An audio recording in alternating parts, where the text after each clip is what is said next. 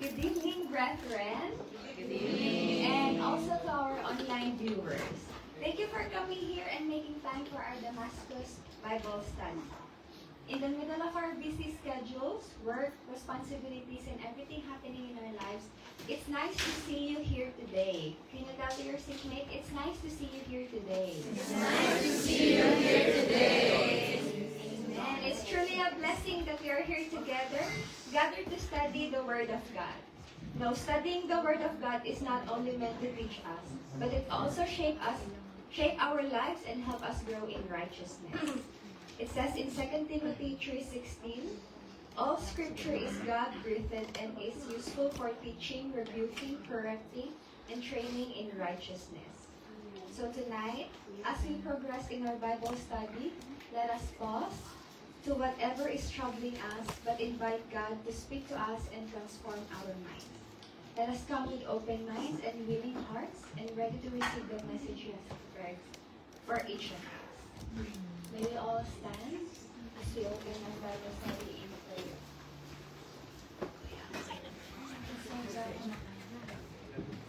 Holy Spirit, we praise. We thank you, O Lord, for this day, and we glorify and magnify your name. Thank you, Lord God, for bringing us together. And Lord, we're sorry for our sins, O Lord God. Sins that we inadyaman or hindi pa Panginoon, Lord God. Cleanse us with your holy blood, Lord God. And Lord, we acknowledge you in our midst, O Lord God. We know that you are here, for you said in your word, for where two or three gathered, you are here with us, Lord. Amen. Lord, help us to open our hearts and our minds tonight as we fully receive your message, O Lord God.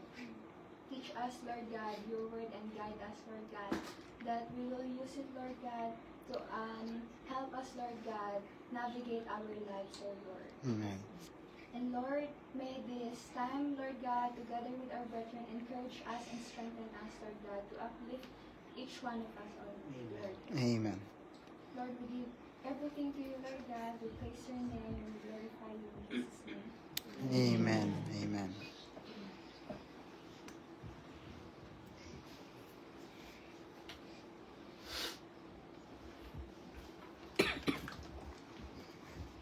Good evening, brethren.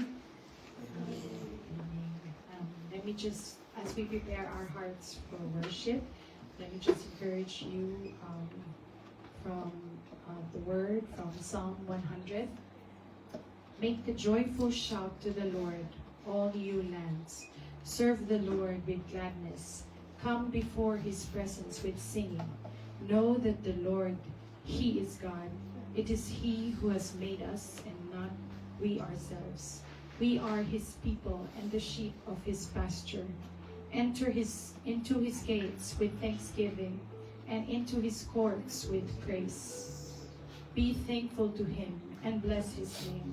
For the Lord is good, his mercy is everlasting, and his truth endures to all generations. Amen.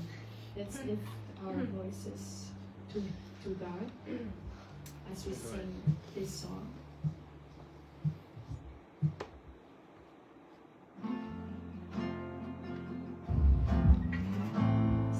Yes, Lord God, we thank you, Lord God. Thank you, and we are honored by your presence tonight.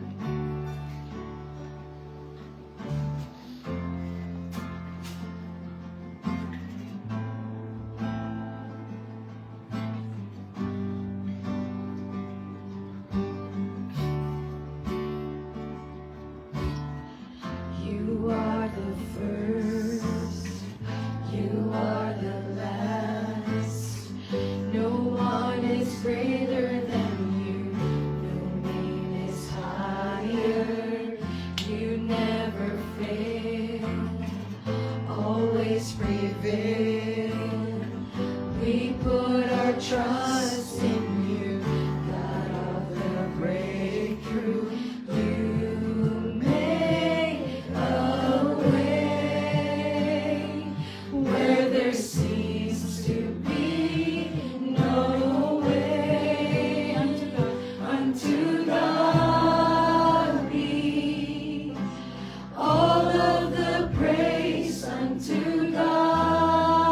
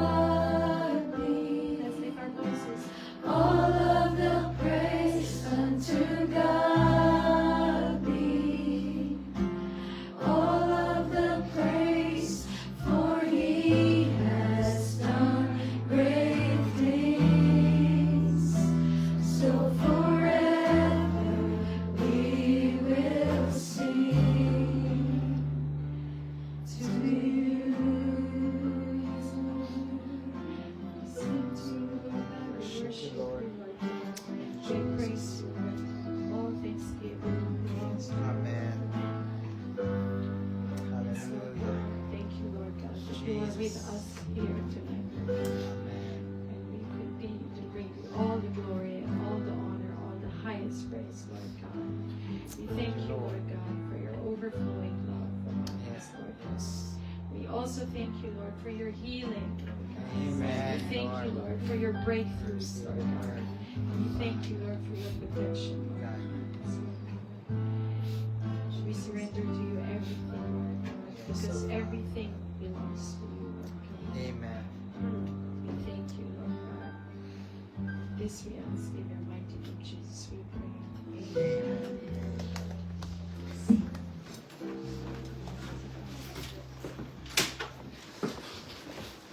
Amen. Truly, holy is the Lord. And now, we would love to hear our praises on how God has been working in our life. It says in Psalms 107 verse 2, Amen. Praise the Lord.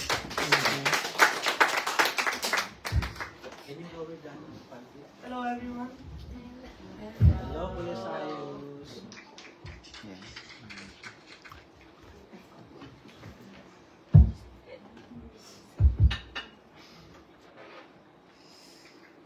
Amen. I had a dream when I was a small kid. It was a vision of the future. The dream was just about me and someone else walking down the church, the one before the church before the renovation. And there were performances by kids. So I thought it was just a school because there were also teachers there, so I thought it was a school. And 7 years later, when I visited New Zealand, I still remember that dream. But any other dreams, I forgot. And when I visited the church for the first time, it was very accurate to the dream when I was like 3 or 4. The parking, the layout, the buildings nearby. It was 1-to-1 scale. As it says in 2 Peter chapter 1 verse 21, our prophecy never came by the will of man, but by the voice of God, spoken being moved by the Holy Spirit. After this, I finally understood the meaning. The Lord came to me in a vision and showed me the future. He didn't speak, but He showed me the future. But He showed me everything. He showed everything from the water baptisms, the teachings, and everything else. After this, I decided to change from my old ways. So on December 11, 2025, I have been baptized not by the church, but by our Lord and Savior. Amen.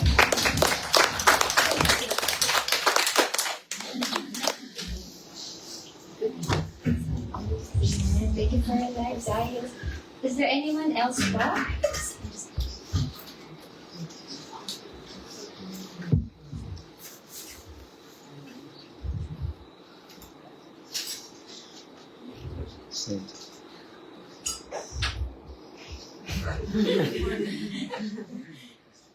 Corby, go Corby.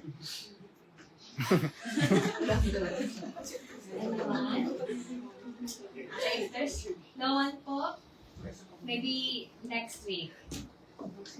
Tonight, we are blessed as God will speak to us through His Word. And let us now welcome and open our hearts as we listen to the messengers that God has prepared through us, through our My Ninong prayer. Amen. Praise be to God. God is good. So, just giving context to the testimony of Sayus. Sayus wrote it how long ago? December 19 po, 2025. December 19th. Right after his baptism. So, I asked again to share, for Sayus to share the testimony. Which for me, it's a powerful testimony. A young boy, who the Lord spoke to his heart even long time ago. And that's a dream.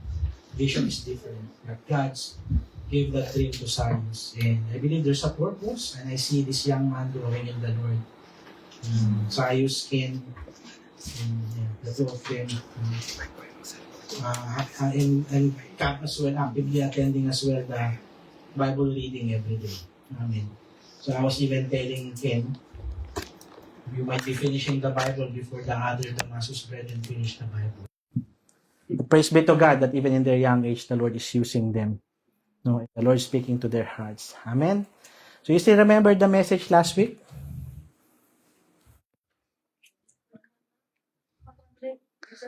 Conflict resolution. Did anyone try to practice? You know, if you, very good. You don't have any conflict with anyone. But praise be to God, we had one kapatid was able to, reach out, and we continue to pray that there will be restoration of relationship and even of that person in the name of Jesus Christ. Amen. So thank you for giving me that time last week to talk about, conflict resolution. Now we're back to our discipleship series. Amen? I hope wala sa harapan. So, the first 4 lessons we learn from our teaching that Nehemiah is a man of godly character. Second, Nehemiah is a man of prayer. And last night, we had a very powerful exhortation and prayer meeting because the Lord is reminding us of the importance of prayer in our spiritual walk with the Lord. Because prayer to the Lord is vital and is essential. In session 3, we talk about Nehemiah is a humble man. The humility of a godly leader. No? And in lesson number 4, what's lesson number 4? Yeah. Nehemiah is a man of influence. And we have learned last week that you and I, even if we are not leader, if we are an influence to this world, for us reaching out to men, sharing the gospel, and us discipling, the new Christians, the new believers, we are being an influence. So tell your seatmates you are an influence. Amen. Good influence, okay? And God expects leaders and every believer to possess, to have these characters. It's not just one day that you will have everything. That's why we need to continue to read the Word of God. Just like what the MC said in 2 Timothy chapter 3. Because the Word of God will be the one to change us, to renew us, to transform us. Amen? Because we cannot do it on our own, even if we say that we are a good person. Because the Bible says no one is good, only God. But because we have God, and we follow Jesus, we can have His character. And we continue to pray that He will change us from glory to glory. And most importantly, we all need to be godly leaders or influence. Believers who will obediently follow the Lord's direction and actually engage in the kingdom work. It's very important that as we receive faith, one of the product of that is our obedience to our Lord Jesus Christ. Question is, are we obeying Him? Because in the story of Nehemiah, we understood, when his brethren came to him and talked about what's happening in Jerusalem, the ruined wall of Jerusalem. I believe it's the Lord who spoke to the heart of Nehemiah. It was Lord's direction. And remember, even in verse 4, he was already praying in Nehemiah chapter 1 verse. He was a very prayerful man. Amen. And tonight, I will not say the title, it's already there. And after spending 5 weeks studying the book of Nehemiah, I believe you will agree with me that Nehemiah is truly a godly leader. Amen? Do you think he's a godly leader? Amen. So, our text today in Nehemiah 3, reveals another significant aspect of Nehemiah's leadership. Not only was he able to influence others and motivate them to engage in a worthy endeavor. Remember in chapter 2 of Nehemiah, that's when he laid out the plan to the people and encouraged them to be part of the plan. And the people, they want to engage because they know that it's a plan that comes from the Lord. He was also able, and this is what we're going to talk about tonight. He was able to organize many people to effectively accomplish an enormous task. And what's that enormous task? that they have to do to build the wall of Jerusalem. You know, and according to research, it's about 2 miles. And just imagine how long is that. Gano'n ba kalaki? How long is the train rail, Kuya Wendell? From Britomar to Manukau. Malayo na yun. Hindi naman ganun kalayo. Amen. But it's an enormous task. Just imagine during that time. Why? Because not only they are rebuilding the wall. At the same time, there was, you know, an opposing force, opposing them in doing the work. Remember Sanballat, Tobiah, and Geshem. No? And to tell you, mga kapatid, one could possess many attributes of effective leadership. But if a leader is unable to organize the work and those serving in the work, the leadership skill possessed will be of little value. No? It's very important that in the life of a leader, no, that person has a leadership, has an organizational skill. You are working in your employment, no, and your leader should be a person of good organization. Amen. And even in the church, it's very important, mga kapatid, that we have organization. Why? Because God is the God of order. No? And just imagine, you know, how He organized the creation. You know, 6 days. Just in 6 days, He created everything. So who is the model of organization? It's God. And at the end of the story of this lesson tonight, we will also understand how Jesus Christ, you know, is also an organized God. Amen. So He was able to organize the people. So as we examine the chapter before us today, we will discover organizational abilities leaders need to possess. And again, when we are studying this, you know, again, think of yourself as an influence, as a leader, influencing this generation for Christ. Amen? And I believe in this group, and that's my prayer, that the Lord will increase, will elevate you for a greater work that He has prepared for you in the ministry of the kingdom of God. Amen? And the title, of course, of this message is The Organization of a Godly Leader. Amen? Who among you here loves to be organized? Amen. Amen. Praise be to God. I'm not saying the others who didn't raise their hands, you're not organized. You know, and one thing I praise God, and I praise God for the life of I'm not lifting her up, but Sister Weng as our admin is a very organized sister. And I praise God, you know, that she is a co-laborer in the Lord, how she's organizing things. And she is a gift. But all of you, you are also a gift. Tell your seatmate, you are a gift. Amen. So lesson number 5, second to the last, the organization of a godly leader. Organizational skills certainly can provide a healthy structure within the church to accomplish the task at hand. You know? Nehemiah, and this is what happened. Nehemiah arrived quietly in Jerusalem. And what was he doing? He was observing the place. He was observing the wall during that time for several days.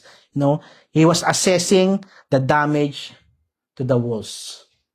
Yeah, ang dami kong dami nagmamahal sa akin sa Facebook Messenger.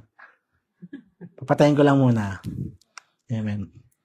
The damage to the walls. Following this time of thoughtful consideration, he confidently presented his plan. You know, after observing with some people, what he did, he spoke to the people there. And then he laid out the plan. It's important as well in our organization, in a secular organization, that you are laying down the plan. You know, before you give the plan or the vision that you want to happen in an organization, there is preparation as well. There is planning. That is very important. If it is important in the secular, how much more in the spiritual? Amen? And even yourself, when you become a Christian, you know, the Lord is also preparing you. You know, the Lord is preparing you, continuously increasing you, because He's giving you a work, you know, a greater work for the kingdom of God, for His glory. Amen.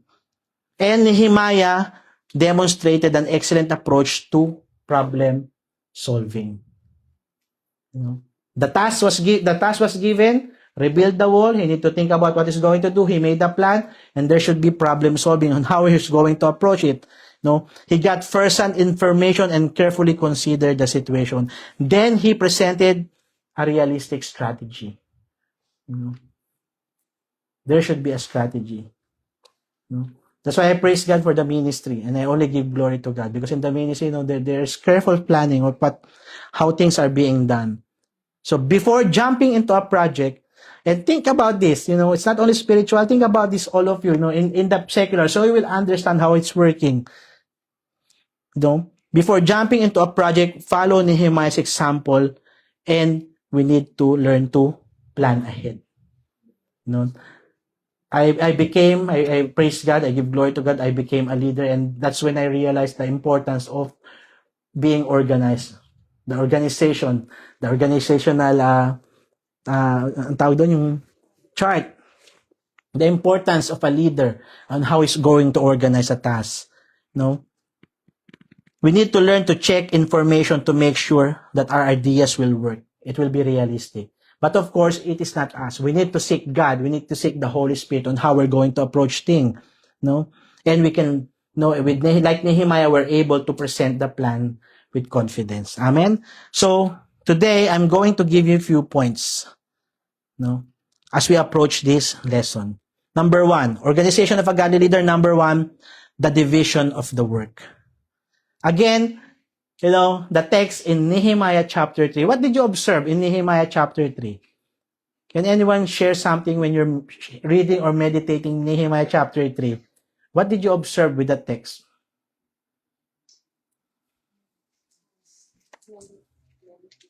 Many people. What about that many people at MJ? They have specific task. You know, if you will read it, you feel like, oh, it's boring. You know, it's just all names, this and that, doing this and that. But it's very important. Because in the kingdom of God, in the ministry of the Lord Jesus Christ, each one of you is important. You have a part in the kingdom of God, in the ministry of the Lord Jesus Christ, in our church. Amen? Always remember that. Though not all people were mentioned in this text of Nehemiah chapter 3, you know, you are important to the Lord. You know, because you are part of the body. Tell your seatmate, you are important and valuable. Yeah, so think about it. If no one said that you're important, you're not valuable, you know, God, you know, you are valuable to the Lord. So number 1, division of the work. Now, if we had taken that time, I ask you to read Nehemiah chapter 3. And if you analyze, you know, the text, you know, you will see there, based from research, that there were 41 different teams at work around the city. You know, yes, Nehemiah was the one leading, but there were 41 teams working. You know, in New Zealand, you know, in the Philippines, when you are a laborer, a construction worker, you do everything. But in New Zealand, there are specific people doing this, doing this, doing this, doing this. In the medical field, the same thing. You know, doing this. But because, you know, we came from the Philippines, most of us, we were trained. You know, we're ready. We're ready for the war. But here, you know, it's very specific task. The same thing when they started the work in the wall, you know, they were very organized. Nehemiah was very organized. So before we continue, let's pray. Heavenly Father, we thank you for this night that you have given us. Again, we give to you this teaching, Father God, that this will not be just an ordinary teaching, but it will speak to our hearts and equip us, Lord God, to be, Lord God, an organized believer, leader, Lord God, prepared for the works that you have given us in the ministry of the Lord Jesus Christ. Thank you, Lord God, for opening our spiritual eyes and ears as we hear your message tonight. We bless you. We honor you in Jesus' name. Amen and amen. 41 different teams at work around the city, rebuilding the walls. And remember, it's an enormous task. So meaning, you know, it requires many workers. The project that Kuya Wendell is doing, so I will refer to him because it's a big project. You know, the new train system that we have here, or train station or whatever. Train town project, you know, Kuya Wendell. What? City Rail project. How many workers were there? Are there working?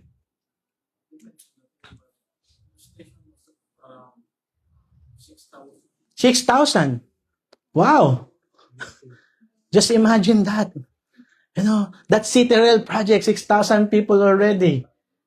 And they have specific works that they're doing, Kuya Wendell. It's an organized work. Because if that City Rail, they will not be organized in doing it, I don't know what will happen. The same thing, those who are working in McDonald's. We have Aliana here, we have Christ May. You need to be organized as well. You have specific tasks in doing, the works in McDonald's, even in my workplace. Amen.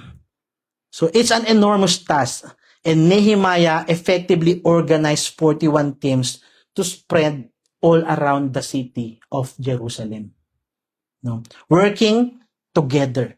Working together as individual teams and as a corporate workforce to rebuild the walls that lay in despair.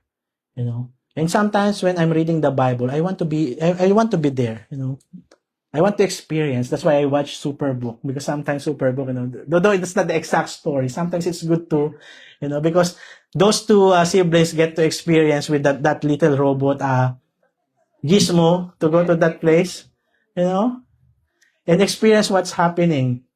I don't know if there's a story about Nehemiah. I think there's a Nehemiah. We just watched Jacob and Esau the previous day with Samuel. Now I want to imagine, I'm a very imaginative person. I want to see think about what's happening during that time. And remember, like what I've said, it was 2 miles, about 2 miles. And it's about 90 acres of land that they're going to go around.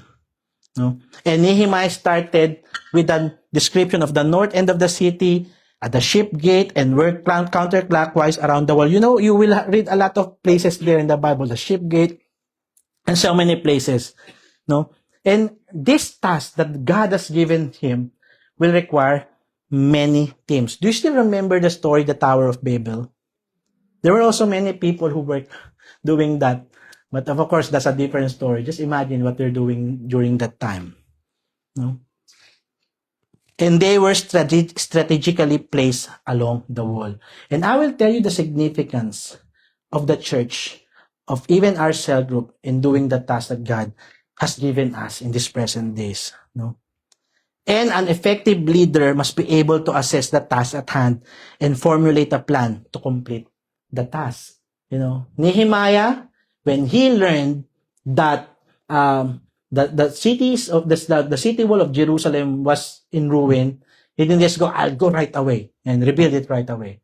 What's the first thing he did? He prayed. He prayed to the Lord. And how long did he wait for it? Long time before he even came to the place of Jerusalem. Until that time, he was able to go to King Artaxerxes. And he was able to share the burden to King Artaxerxes. He formulated the plan. Often, this requires dividing the work among individuals or teams to engage in the work so that it can be completed in a timely fashion. And those who are working, sometimes you have a plan and you have a, what's that date? Completion date that you need to complete a certain project. Deadline. Can you imagine Nehemiah trying to rebuild 2 miles of city wall by himself? Just imagine. Just imagine a church, a pastor, doing all the works by himself. Remember the story? If you were with us, what's that discipleship cell grouping? Was it cell grouping? When Moses was doing all the counseling day and night. The next day, he will wake up, sit down, listen to the concern of the people, maybe eat sometime, and then lie down, and then the next day, do the counseling as well. How many people were there during that time? Millions. They say about 2 to 3 million people. And how many people are coming to him for counseling? We don't know. It wasn't mentioned, but many. Just imagine. And then what happened during that time? Jethro, the father-in-law, came, and gave him a counsel. Should divide these people. You should raise up some people, to be the one doing the counsel. But just imagine Bishop Ronnie doing all the work. Cleaning the toilet, cooking for the pastor's table, is the one preaching, cooking for himself. Just imagine. I want you to picture out.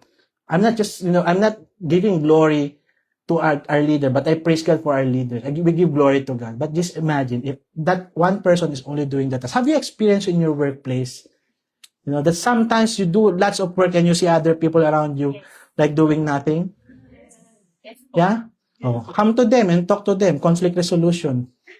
Apply the previous lesson. It's not easy, right? And even myself, I'm experiencing it. Some people just as doing one group, I'm doing 3 groups. Sometimes I'm thinking, what am I doing? That's why it's very important that an organization should be organized. And it's good, and we need to pray for leaders. You need to pray for our leaders, even in the secular. Even your teachers, you need to pray for them. That the Lord will help them. Of course, we want them to come to know the Lord. But you will have an organized leader. Because it's not easy to work in a team, where it's like you're doing all the hard work and others just chika-chika on that side. They're having their smoke or having afternoon tea, morning tea, and they will say, I'm too tired. And when you observe them, they haven't done anything. Need to pray for them, Ate MJ. But it's happening in the secular, it's happening as well in the spiritual. That's why it's very important that we need to pray for one another, that everyone will take part as well in the works that the Lord has given us. Amen? So just imagine Nehemiah doing all the work. The task before us is great, and leaders need to effectively evaluate the task and divide the work among others, those who are willing to assist, those who are willing to help, those who want to volunteer willingly. We need believers. We need Christians who are committed in doing the works of the Lord.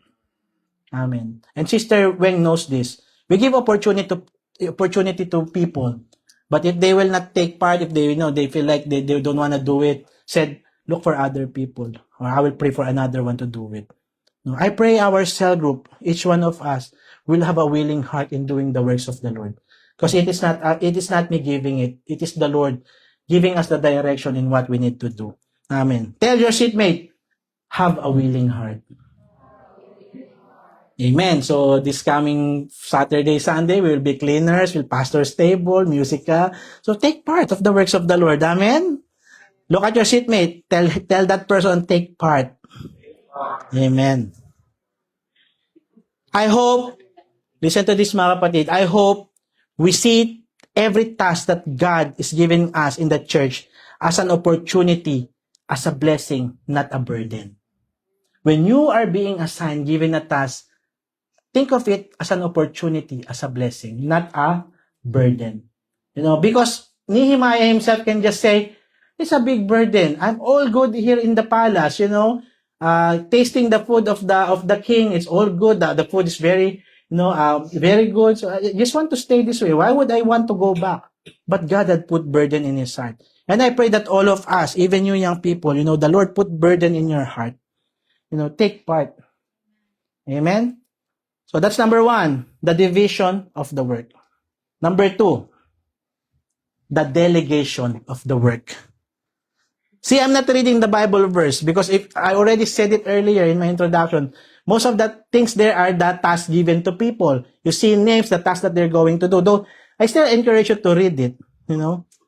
Even the building of the wall of the building the temple during that time, the time of Solomon, there were tasks given as well. Specific people doing it. It's very important. The delegation of the work. And we see it, Lord, in the whole chapter of Nehemiah chapter 3. So, following the division of the work, the creation of teams to divide the wall into manageable sections, Nehemiah delegated the work expected of the teams. This was necessary for timely completion, but it was also done with purpose. Remember this, it was done with purpose and it will be beneficial. It was beneficial during that time. Nehemiah delegated, so I will be giving you 4 points in this number 2. But for us Christians, for us believers, tasks given to us because there's a purpose. Amen? Like what I've said earlier, don't think about it as a burden. Think about it as an opportunity, as a blessing. No, because maybe you're not given any task. No, because your leader keep giving you tasks, but you say always, I'm not available. No, I can't do that, this and that. And then time will come, how come my leader is no longer talking to me and even giving me tasks? Ikaw pa yung magtatampo. No, volunteer yourself. What work is available to do? In the cell group, in your home group, in the church, for the glory of God. Amen. So my question is, when you read Nehemiah chapter 3, what common phrase did you observe? Kuya JL. Next to him, next to them, or next unto them, next unto him. Sometimes you don't want to be next. Let him do it all. I don't want to be next. You're rostered next week. I'll pray about it. Yeah, it's good to pray about it. But, sometimes it's just a simple task. You're just doing this and, you're available. The Facebook Live, I'll pray about it. I'll pray and fast about it first, Brother Reg, before I, if you're available. This is not an easy task because sometimes I talk to Sister Wen, how come our life is like this and that. But, tell yourself, make yourself available. Amen. Thank you, Kuya JL. So as we examine the text, we find phrase repeated many times, next to them. In NKJV, next unto them and next unto him. The individual names in the text were team leaders. There were names mentioned there. They were the team leaders. Each team worked beside another team. Yes, they have different teams, but they are working collaboratively. You cannot say, this is just our group, young youth and young adults. This is just what we want to do. Or this is just young pros, we will not take part of the other works. This is just the work. It's a collaborative work in the kingdom of God.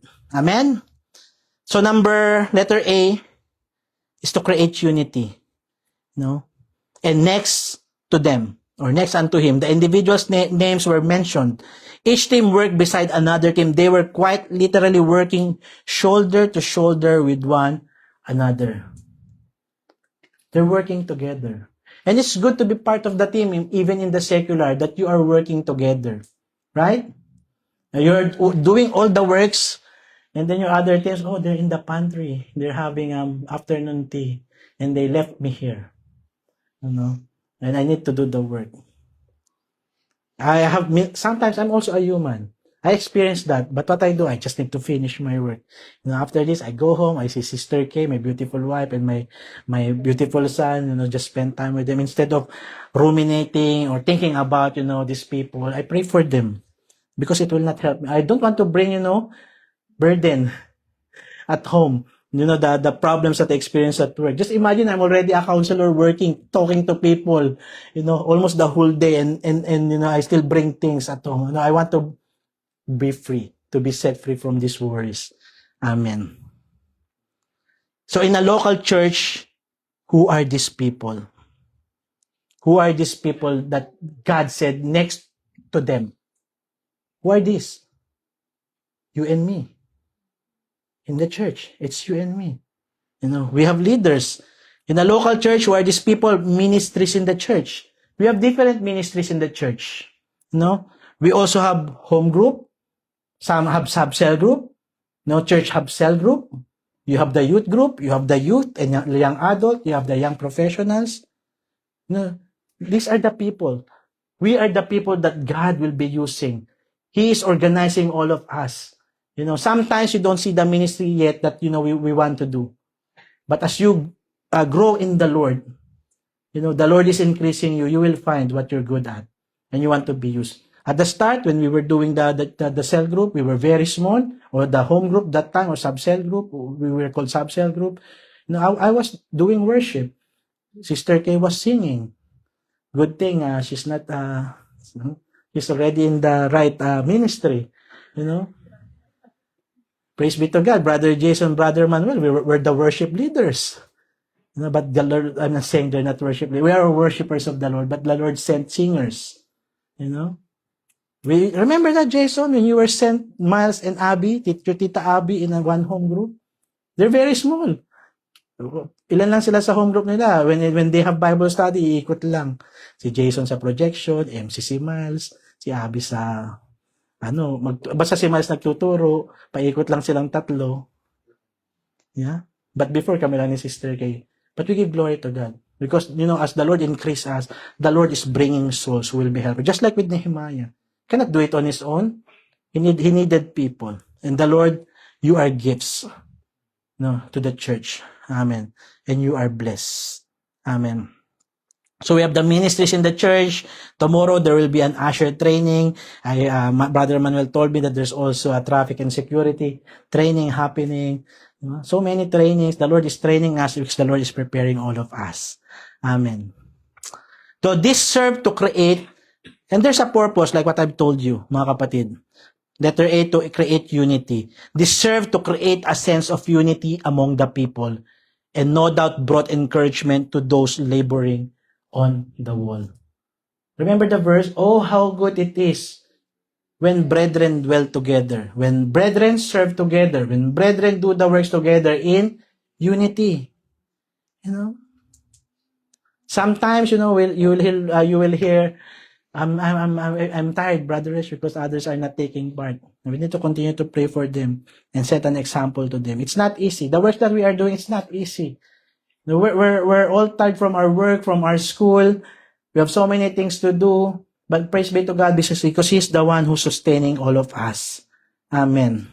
Each day they gathered for work next to those who shared the same burden and vision. That's why it's important in the body of Christ that we share the same burden and vision. What is our burden? It's all for the works of the Lord, to bring souls to Christ, to disciple men and women of God, to serve God, and we have the same vision. Our church, we have a mission vision of the church. Amen. We need to take part, working side by side. In this message, when I was meditating it's helping me as well, even in the secular. The things that I need to do. What I need to do. And this Bible also helps. This is a Bible called the Leadership Bible, the Maxwell Leadership Bible. And it's helping me a lot. Because I'm not perfect, but praise be to God, the Lord.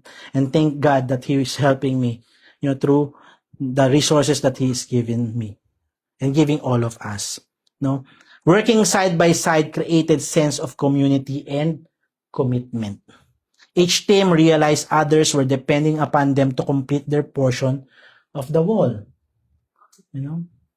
They're taking part. They know their parts, what they're going to do. The work of rebuilding the wall progressed well because the people had set their hearts and minds in accomplishing the task. Are we also setting our hearts and mind in accomplishing the task? Like for example, if we have dedication, are we setting our hearts and mind to take part of the work that we're going to do for that dedication? Because the family invited many souls and they will hear the gospel of the Lord Jesus Christ. And remember, it's not just the execution of the plan.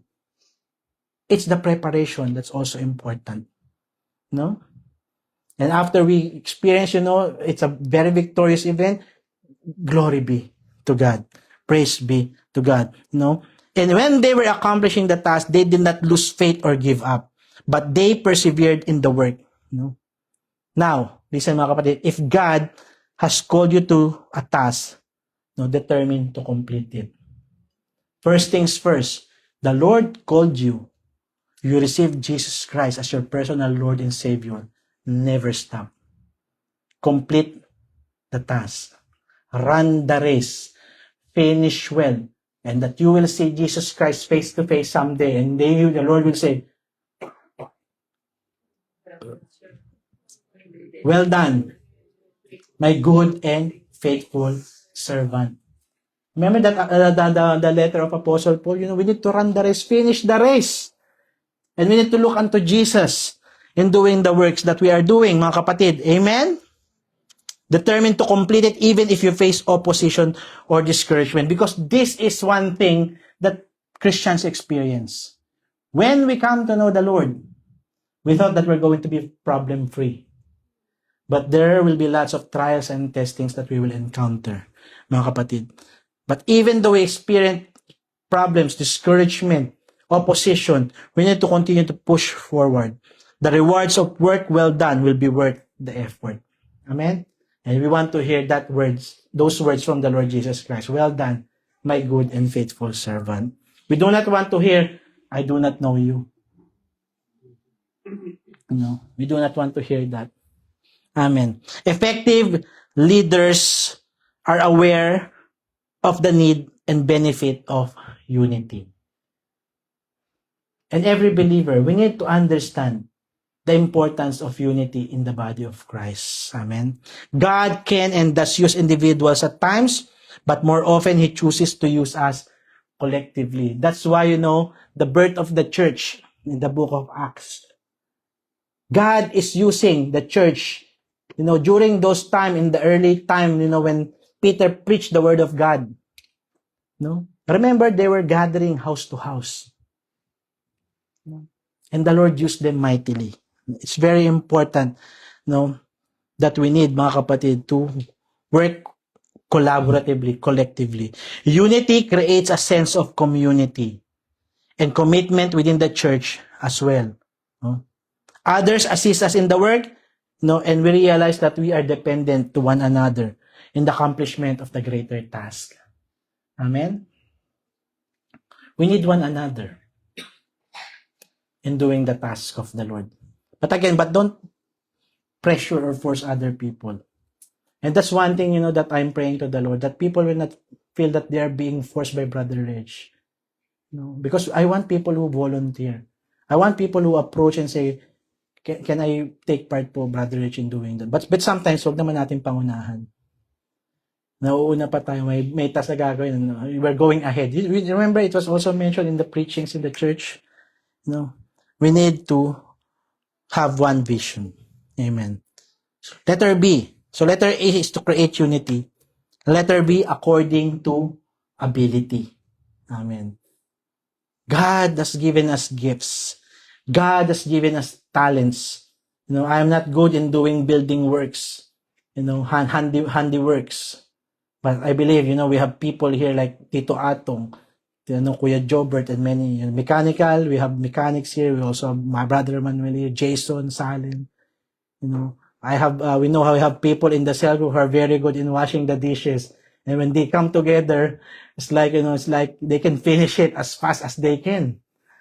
Praise be to God for your life. I will not mention all your names, but you know the works that you are doing for the Lord. Even this projection, Facebook Live, people worshiping, later doing the housekeeping. Praise be to God for your life. Hallelujah. According to ability, in verse 8, Nehemiah chapter 3, verse 8.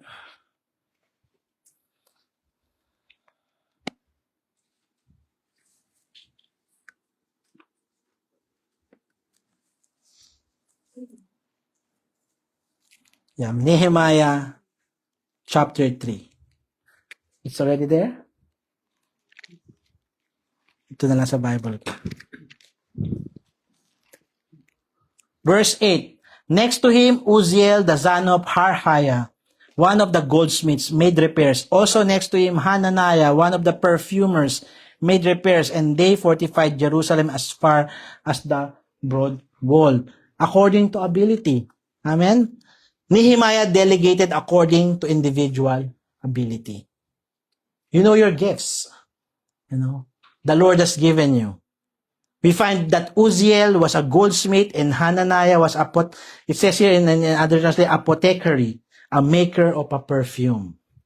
This was strategic organization. Nehemiah was aware of the giftedness of the people and used them in areas where their gifts could effectively use in the reconstruction. The same thing, as our leaders get to know us, they are seeing our ability. They are seeing our gifts, and the Lord's using us according to our abilities. But of course, when we are starting, take part in every work, where you can be part of to help, as the Lord is increasing the church, increasing the cell group.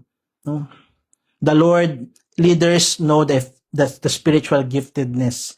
They delegate tasks according to these gifts. That's why most of the time Yeah, we see still Jason and Manuel worshiping, but for me, they already graduated. We have people here na that we will worship, but I praise God for their lives, that they are worshiping the Lord. I still assign Brother Jason, sometimes Brother Manuel, but there are people who are already worshipers. Let them do the work. Amen. Praise be to God. And I praise God even in this cell group. And we give glory to God alone. We see young people standing up, emceeing, exhorting. I praise God for your life. Napalakpakan naman natin ng Panginoon. That you're allowing yourself to be used mightily for the glory of God. And I may praise even the men will stand up here in the pulpit, and share their exhortation and their testimony for the glory of God. Amen. It would be unwise to expect one of our men who is good at building and working with his sons to serve in the nursery. So, for example, Kuya Jobert will be a Sunday school teacher. He may have a gift in looking after the children, but there are people who are called in the Sunday school ministry. So never having the opportunity to use his gifts and talents and vice versa. The Lord knows our skills. And the Lord's even speaking to the leaders, this is the skill of the person, and used him for this purpose. Amen. And I praise God in the church. I'm praising God for the people. We have many brethren, men who were part of the audio team. Pray hard that there will be other from other cell groups. Because when we have an event, you'll stay there and we will all go out. But what I mean is praise God that, you're standing up for the work. That's why if you don't have a ministry yet, I pray to the Lord that, that the Lord will speak to your heart. So if the Lord's already spoken to your heart, all you need to do is to respond. Respond to the Lord. Amen. In Ephesians chapter 4, 11 to 12. In the book of Ephesians. I'm talking to one young person. And, there's a story, these young people, and I'll not mention their names. I'm praying for these young people that they will serve the Lord. I'm not telling the brethren about this one. I message them, I talk to them. And sometimes you will check the message they have. They haven't even seen the message for a long time. Why they're not reading my message? But I'm just praying to the Lord, And then one time, few young people approached me. Ready na po ako, I will serve in this ministry. And I praise be to God for these young people that we're seeing them in the ushering, in the multimedia, serving the Lord. Praise be to God for your lives, young people. Palakpakan naman natin yung mga young people natin. Amen. Kahit di pala nasisin, pinepress lang ng matagal. Binabasa yung message si Brother Reg. Okay, I've read the message.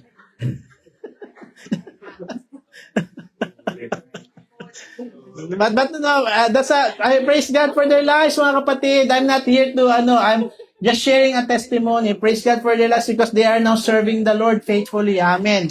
Glory be to God. Amen. Praise be to God for these young people. So, ngayon, alam ko na yung mga technique ninyo. Ephesians chapter 4, 11 to 12.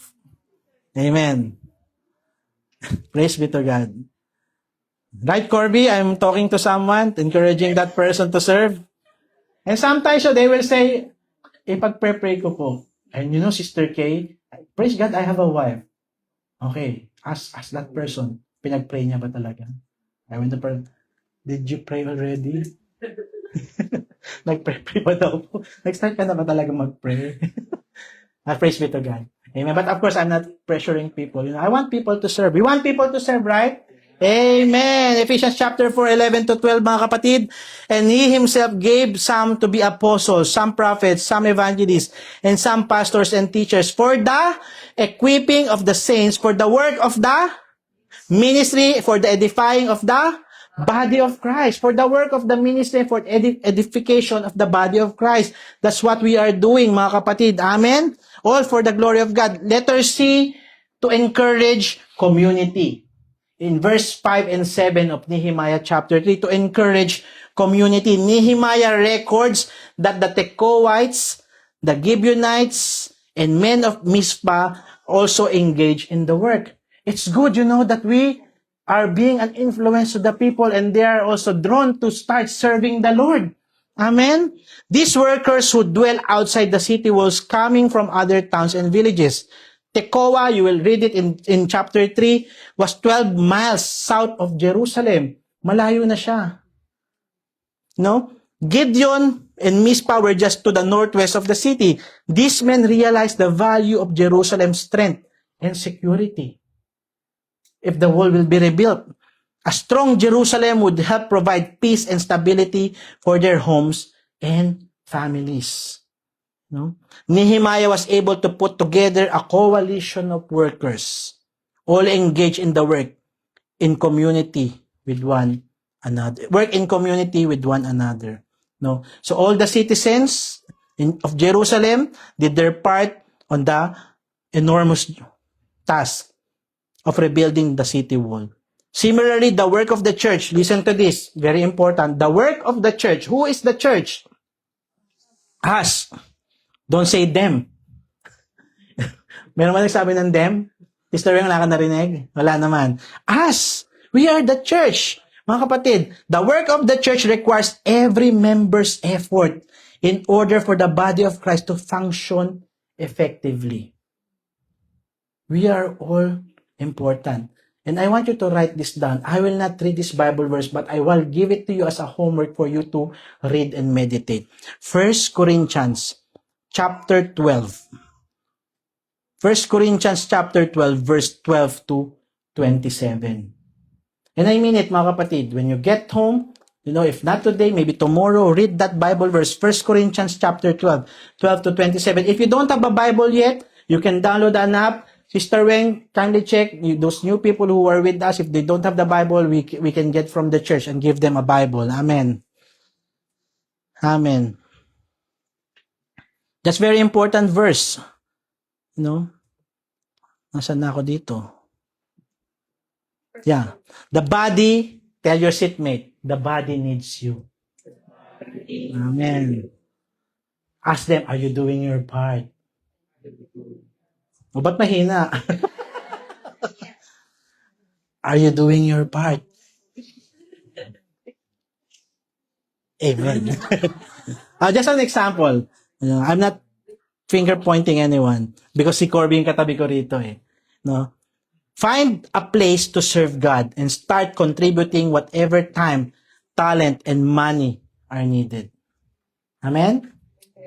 Just like what we did, we had this project for the kitchen ministry. We now have five shaping dish. So Salim, we're ready for your dedication. Karen and Julius were also ready for your dedication.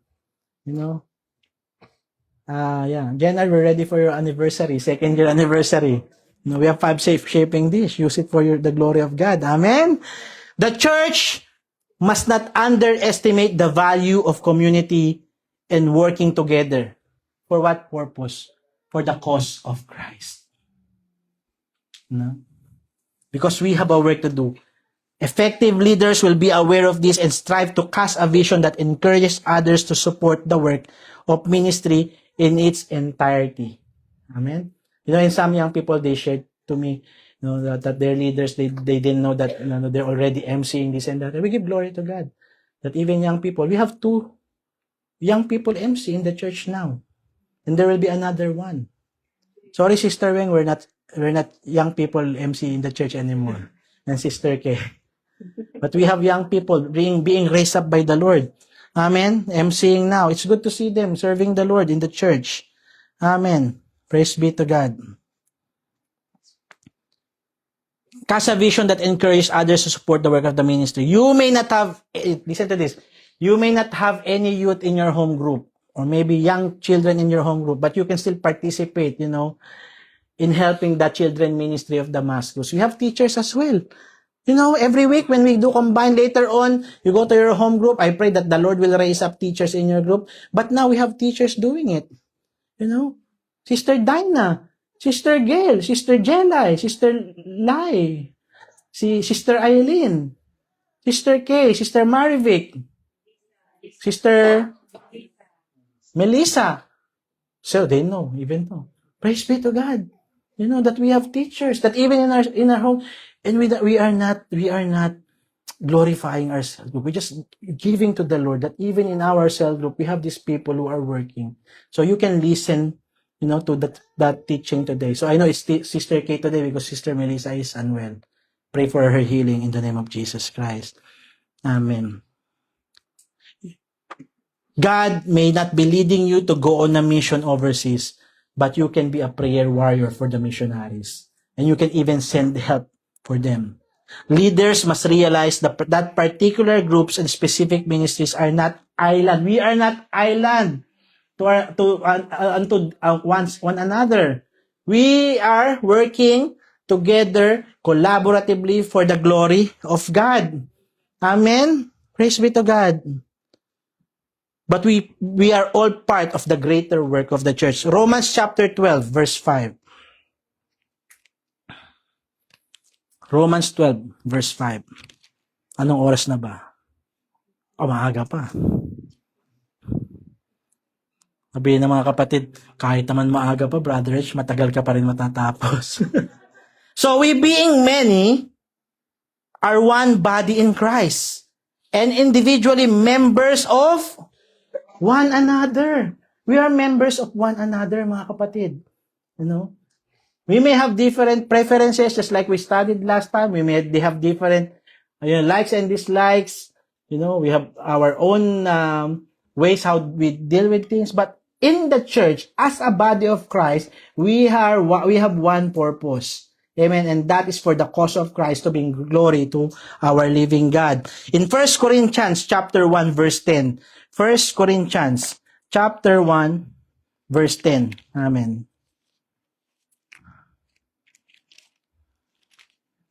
I love my ushering ministry. Even if, the Lord already increased Sister Kay and I am still part of the ushering ministry. Sister Karen knows because I always talk to her. If no one's available, put me in, Ate Karen. I love that ministry.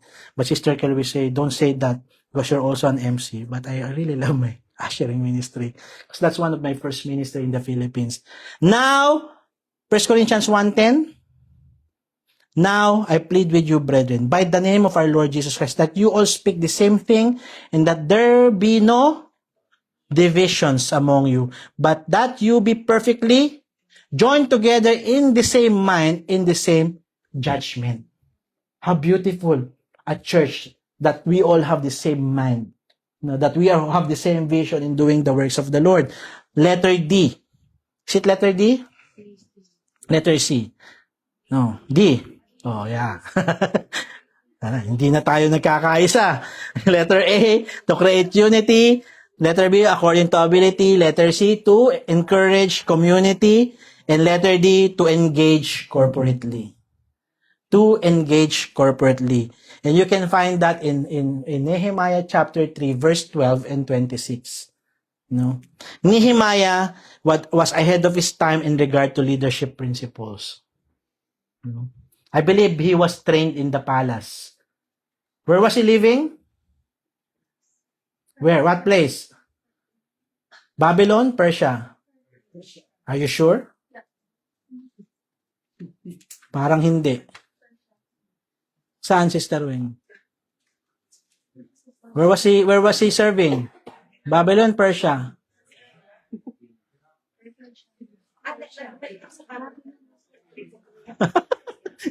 Nakatulala si Madam. Persia. The current Iran. He was serving there. Amen. He was trained there as a cupbearer.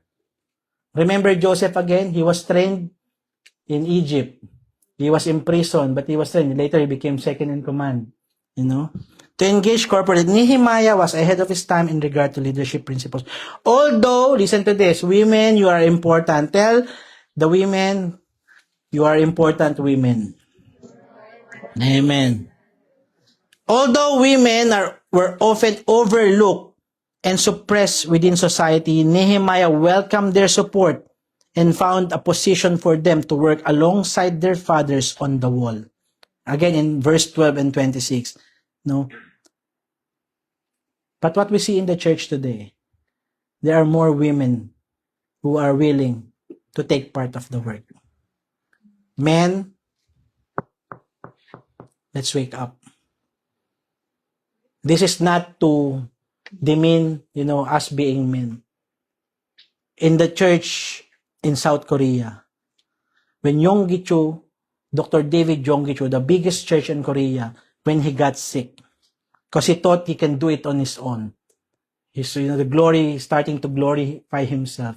And the Lord made him sick. You know the story, Ate Ina, of Yonggi-cho. He became sick. How will the work continue? He went to the deacons of the church, the men. And they didn't want to take part. And God said, go to the women. And then when he went to the women, what God gave him was, because I know the men will be, they will be making a complaint. Because in the society in South Korea, men are regarded high. Women, they're not. Of course, things change now at present. But during that time. So he went to the women. But what God impressed in his heart, because men will complain, what you will do, tell them, these women, you are the leader. Yes, they became the cell leaders. That's why they multiplied. The women were used. Men will complain. The husband said, yes, they're women, but I am their leader, David Yonggi-cho, and my leader is God.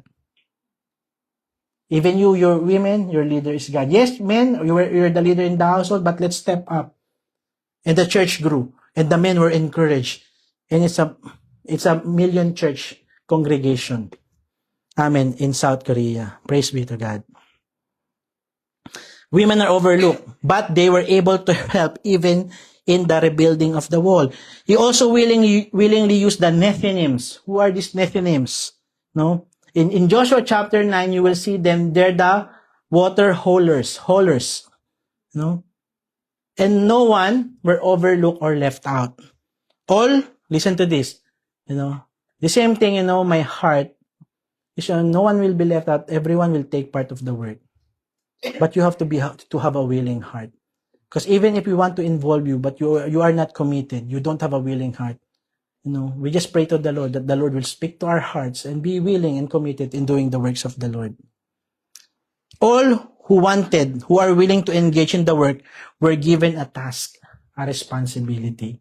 And a leader who's a visionary leader and sees the heart of men, that's why sometimes, some brethren are given more tasks. Ang napagkakatiwalaan sa maliit, napagkakatiwalaan sa malaki. Those who are entrusted in little things, God will entrust to them bigger and many things. And the Lord is increasing you with anointing. Amen. Effective leaders realize the need to encourage participation with as many as possible. Be a participator. Mga kapatid. We need to participate in doing the works of the Lord.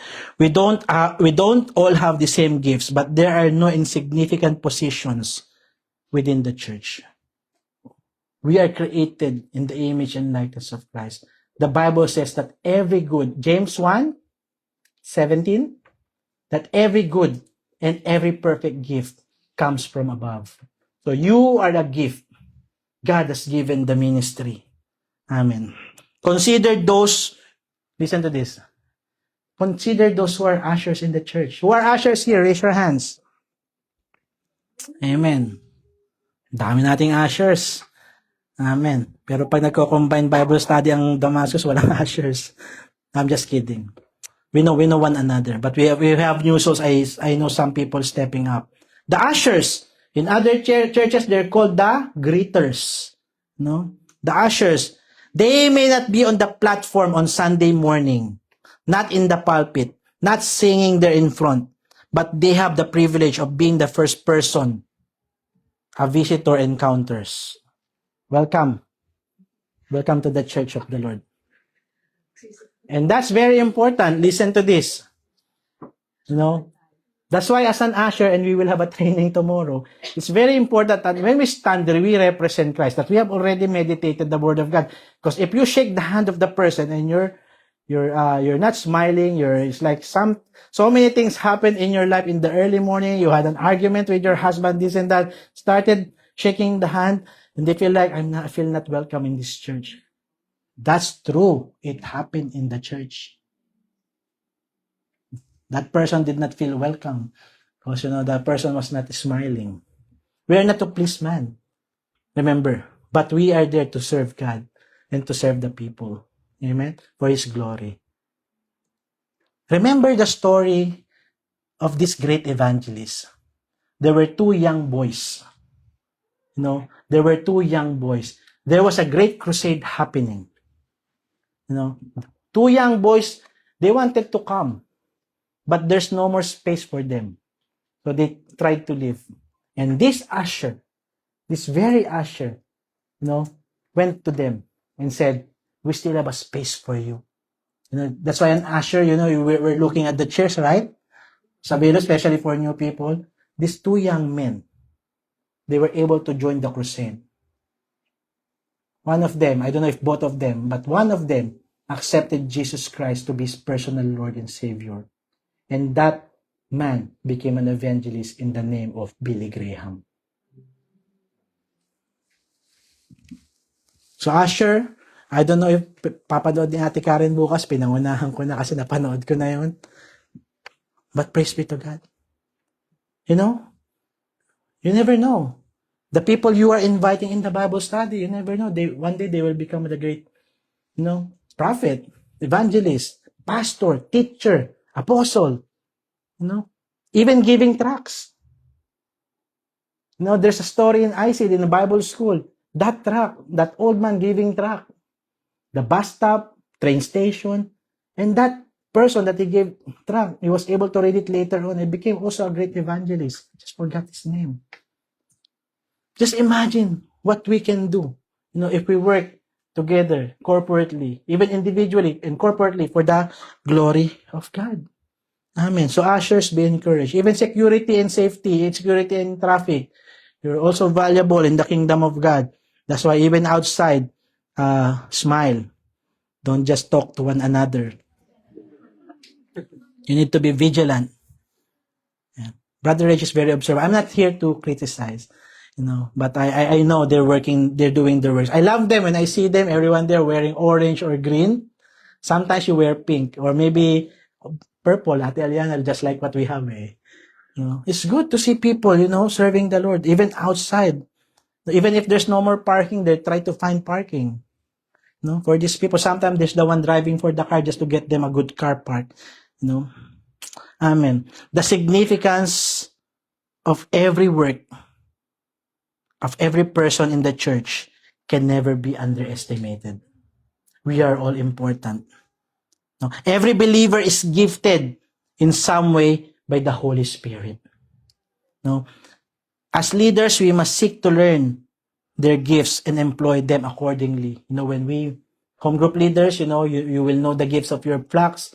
Use them in whatever task they can be useful for the glory of God. Listen to this. Cooperation and teamwork are essential for accomplishing God's work. Just as what Paul teaches in Ephesians chapter 4, verse 16.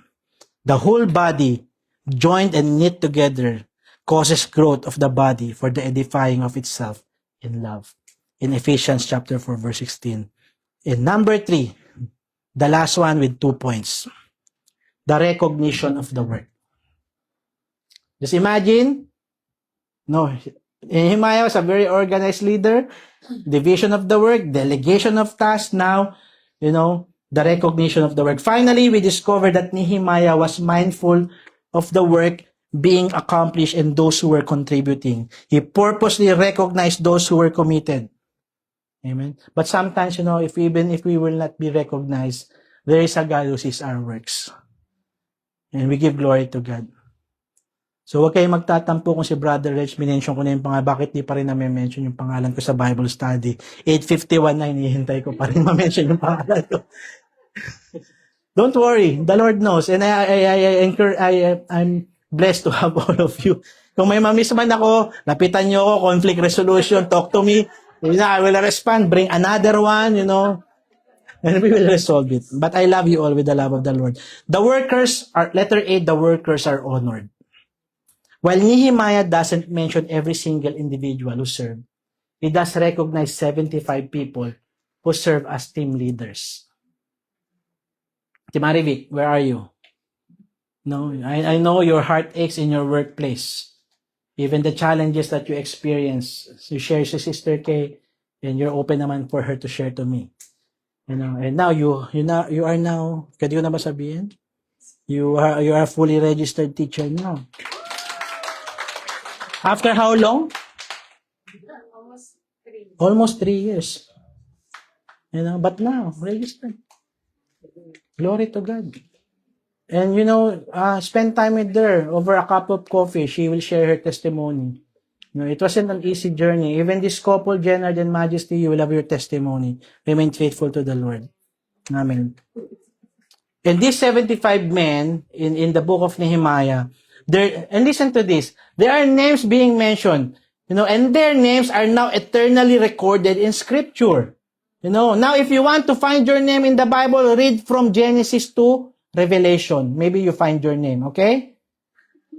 If not, just continue reading. But if you will not find your name, that's okay. All the glory belongs to God. Amen? Glory to God. In no other way, they're mentioned in Nehemiah's account of the rebuilding efforts, acknowledge their contributions to the work. Effective leaders. Influence. Ayoko sabihin influencers eh. Believers in influence. Who can influence. No? We are not self-centered. Nor are we afraid to share the praise. This is not the work of Brother Reg, or Brother Manuel, or Sister Johanna. This is the work of God. But it's also good to recognize people. Good leaders acknowledge those who serve in the ministry, publicly recognizing their efforts. Why? Because we place high value on everyone we work with. And when we value them, if we expect the best from them, they will deliver. They will deliver. And I tell you the truth, and I will share the secret. Sometimes I learned it as well, the hard way. Sometimes I give simple tasks. And I want to see the heart of a person, if they will respond or not. Not judging them. Because I want to see people who are willing and committed. And praise be to God, I see people, when you give them a task, they will say yes. Not because they're afraid of you as a leader or as a person or a ministry head, but because you have a willing heart to take part of the work of the Lord. And I give glory to God for these people. Because sometimes there will be people who will keep complaining. And sometimes the complaint go to other cell group brethren. And it's not good. If you have a complaint, come to me. Let's talk. But all the works, I'm not doing it, to pressure people. We are all volunteers here. But we all volunteers for the glory of God. See the buntis here. How many months? 7 months. Doing the projection. Praise be to God. Hallelujah. Thank you, God, for your lives, mga kapatid. And thank God for your life that you're giving your best for the glory of God. And listen to this. Before I go to letter B, which is very important. In spite of opposition from without and abuse from within, the task is completed in how many days? 52 days, because they work together in unity. A feat the enemies of Israel must attribute to God's enabling. And this is letter B, and I will do the conclusion. Again, in number 3, the recognition of the work. Letter A, the works are honored. The workers are honored. Letter B, the most important thing, the Lord is glorified. Amen? In verse 16 of Nehemiah chapter 6. But it's okay. Just post it there. Then it came to pass that when all our enemies heard thereof, and all the heathen that were about us about us saw these things, they were very much cast down in their own eyes, for they perceived that this work was wrought of our God, that this is the work, this was done by God. Not the work of Nehemiah. It was God who orchestrated everything from the knowing knowing what's happening, planning, orchestrating the work, up to doing the work until its completion. And it's good, when we say, all glory to God. Amen. It is evident that Nehemiah was an effective leader, one who could influence, one who could motivate, one who could organize. No? While he was thankful for the work of all the people, he knew that ultimately God had worked through each one to accomplish the task. God was at work to those 41 teams working, doing the temple, doing the wall. The same thing in our ministry in the church, in our cell group. The Lord sees everything what's happening, to us. The things that we are doing. Amen. God alone deserves the praise, glory, and honor for the rebuilding efforts. All the glory belongs to God. I'm reading the book of Solomon, and it's good. I'll just mention it quickly because it's very good to understand. All glory belongs to God. Solomon asked for wisdom. Remember? And the kingdom he became a rich king. Even other places are bringing gifts to him. Very rich kingdom. But his heart became far away from God. Wisdom lost, married many women, and all accomplishment attributed to himself. He forgot about God. And what happened? The kingdom fell. Now I'm reading Jeroboam and Rehoboam, in the Bible. It's good because there's a reason why I read this one, because understanding it, because when we attribute the things that we do for in the ministry for ourselves, we will fall. All the glory belongs to God alone. When I see people being raised up, I praise be to God. When I saw Miles, my batchmate in ISID, a disciple that the Lord has given us in our cell group, she became the valedictorian of our class. I praise be to God. Now she's serving in Hamilton. She has a cell group there. Amen. And it's all because of God. Amen. So all the glory belongs to God. Amen. Nehemiah had position, power, and many good organizational skills, but he acknowledged that God's gracious hand was upon him. That's why it's very important that God's hand is upon us. God's hand was not upon King Saul anymore. He lost his kingdom. He lost his kingship. David was the next king of Israel. He knew that without God's strength, his efforts would be in vain. Do you acknowledge God as your power source and the giver of your gifts? We need to do that. Godly leaders, godly believers that never lose sight of their dependence upon the Lord. If we accomplish anything of value, whether individually or corporately, God is worthy of the recognition and praise. The Bible says He is the vine. We are the branches. Apart from Him, we are all nothing. But through Him, we can bring forth much fruit. Amen? And listen to this. This is what I'm saying earlier, and I will close. Jesus Christ, in His time, He organized 12 apostles.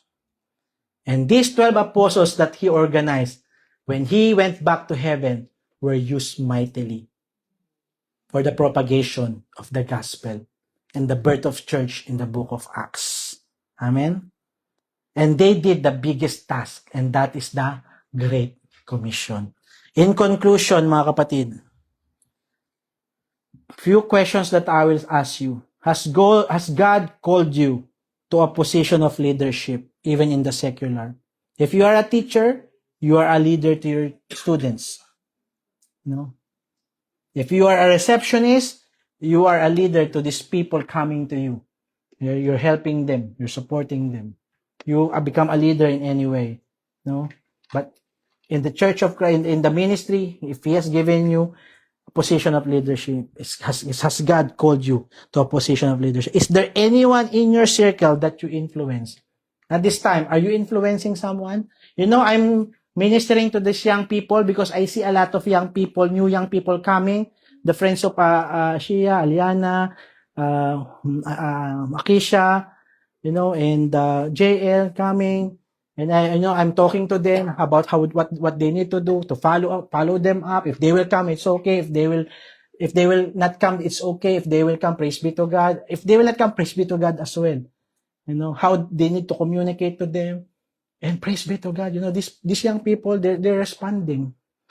You know, they're reporting to Brother Rich. They're updating me what's happening. If they will not come, let's keep praying for them, young people. Amen? Are you serving in a way that pleases the Lord? Listen to this, those who are serving. Everything that you do must please the Lord. Because if it will not, it will just be burned. Let everything that we do be pleasing to the Lord. Do you need the Lord's guidance in organizing your team? You know, we need to seek the Lord and His Holy Spirit. Are you willing to delegate and allow others to use their gifts for the glory of God and the good of the church? Or you will say, no, I can do everything. I can do all things through Christ, which gives me strength. Other people, no, I don't need them. There are people who work like that. But you know, as a church, we need to work corporately for the glory of God. Seek the Lord for the help you need as you serve Him and lead others. You know, mga kapatid, before we do this one, I'll give you a homework for next week because that will be our last session. Your homework, write it down, search and study the Bible, and search for verses about commitment. Okay? Look for verses in the Bible about commitment. Next week, I'll be asking people. Don't just write one if you can think of many. So when I call Jenna, then he will say, commit your ways to the Lord and your plans will be established. Oh, yan din yung sinulat ko, yun din yung ano ko. Think of other ways. No, commitment. Of course, I will not be able to call all of you. You know? Because the last session that we will have is the commitment of a godly leader. Because commitment is very important. We've touched it briefly, but that's very important. So seek and study Bible verses about commitment. Do it individually, okay? You say, oh, Brother Resh, say, do it corporately. Baka kopyahin nyo lang yung mga sagot ng bawat isa eh. Okay? And let's all stand. Let's all stand, mga kapatid. And I want you to have this burden in your heart as we close. I want you to have this burden in your heart. You know, mga kapatid, in Damascus, please join me in praying that God will continue to raise up leaders in our generation. Not only in this cell group, but in our church. That God will raise up godly leaders, kingdom-minded godly leaders who are willing, committed to do the works of the Lord. Because we need those who will be committed serving the Lord. No, who will be bold witnesses for Him. Last Wednesday, we had a workshop about evangelism. No, and I thought it's only just draw lots and only 6 people. Half of the people will do the evangelism workshop. It ended up all of us tried, you know, using the EvangeCube, sharing the gospel, using that EvangeCube. And I praise God because we all need to be witnesses for Christ. Amen. In any way that we can be a witness for Christ. Amen. So tell your seatmate. What's session 5?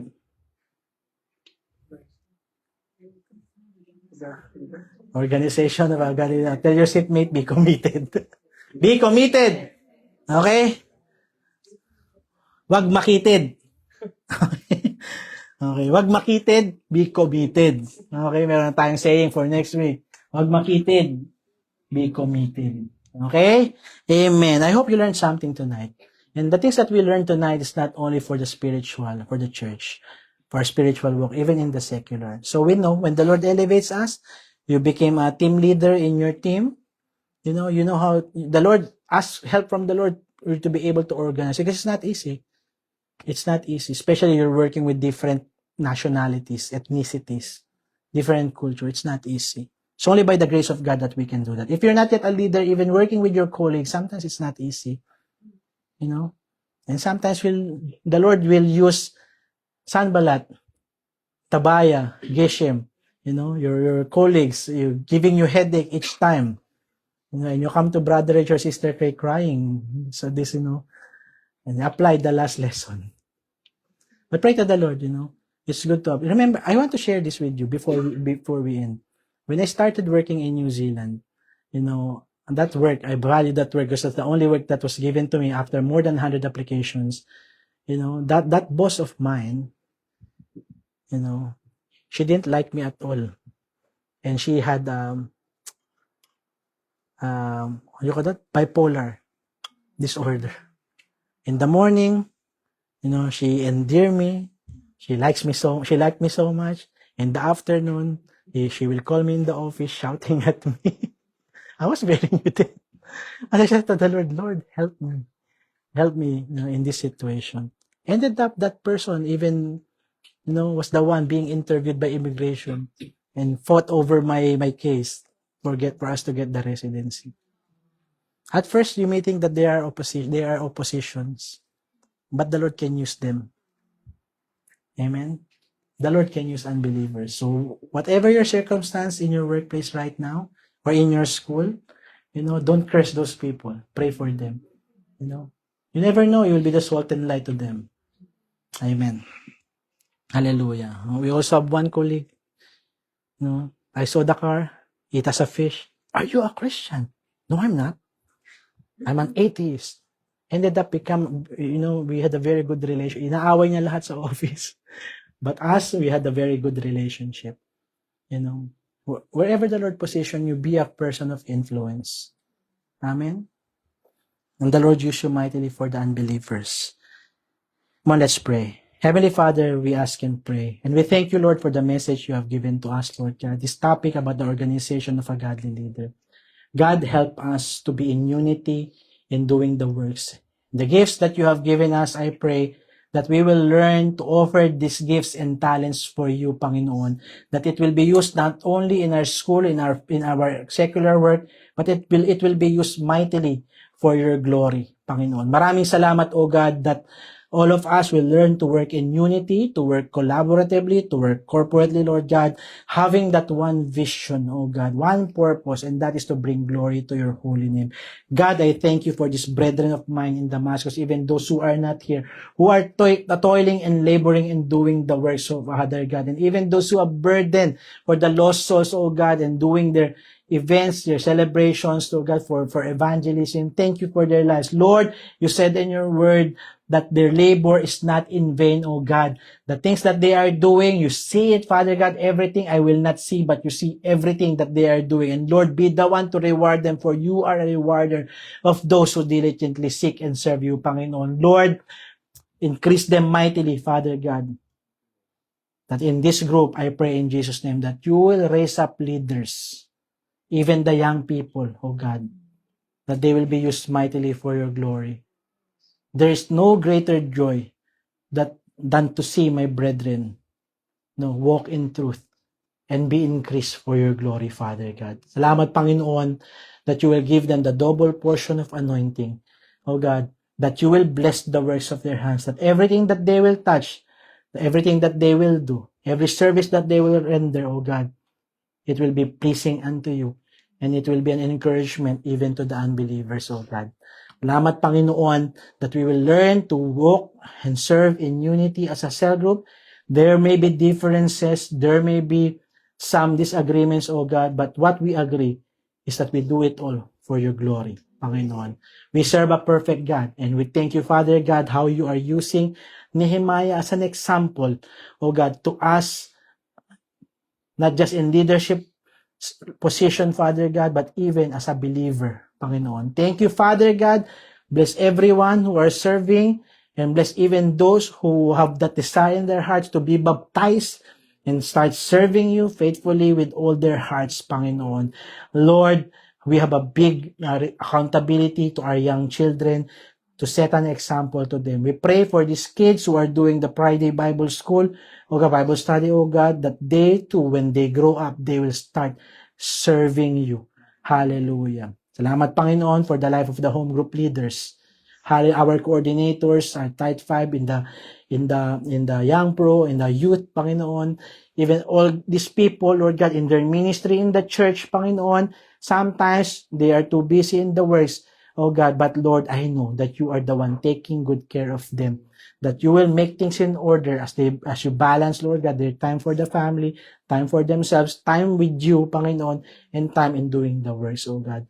Oh, how good, oh God, and how pleasant it is when brethren dwell together in unity. What a joy, O God, to serve you. It's a privilege, and we thank you for giving us this opportunity to serve the King of Kings and the Lord of Lords. We thank you, Lord God, for the healing of the brethren.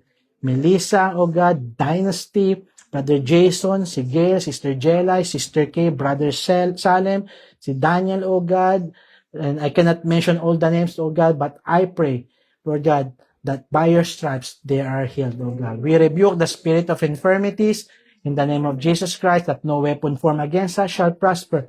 We thank you, Father God, even the comfort that you will give to Sister Beck, Pastor Romel, and the family for the passing of Nanay Turing, Panginoon. We thank you for her life, and Lord, we are assured that she is now in heaven with you. We love this family. They are the mentors who raised us up in this cell group, Panginoon. We thank you for their lives, and Lord, I pray for the comfort, the love, and the peace that you will give to the family during this time, oh God. Salamat, Panginoon. Purihin ang pangalan mo tonight, and Lord, we will serve you, and we will say, all the glory belongs to you. In the name of Jesus Christ we pray. Amen and amen.